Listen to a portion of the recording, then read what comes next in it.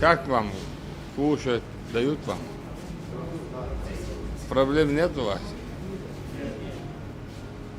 Ну, как будто с отдыха вы приехали дома. Надо их по объектам дома, где они сделали фотосъемки дома с спутника американского дома. По этим объектам на крышу поставить их всех.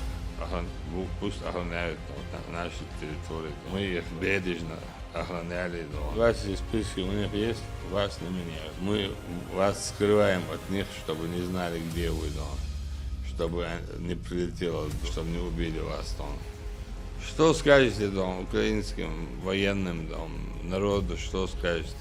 Украинский народ, пожалуйста, сделайте так, чтобы нас военнопленных быстрее возвращали домой. Очень просим. Мы здесь очень долго сидим. Дети, семьи, все хотят домой. Я сижу почти 2 года. Верните, пожалуйста, нас домой.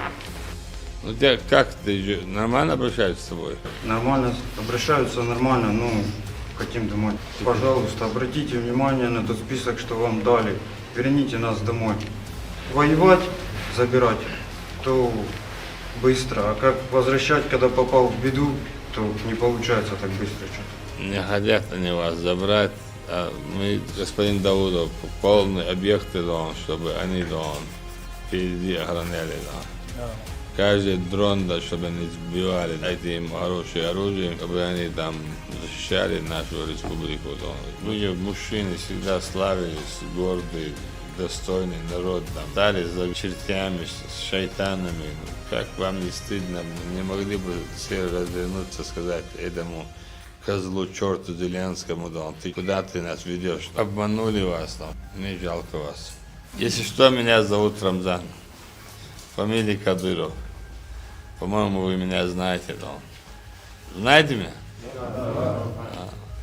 Хорошо, что вы знаете, да. Обращайтесь хорошо, да, то, что им необходимо, там, наше подразделение распределить по объектам, да. И все, да, крыши, да, объекты, да, передовой, да, должны быть у тех, которые были на передовой, да, то есть с той стороны, да. Ахмед! Сила! Россия! Фронт!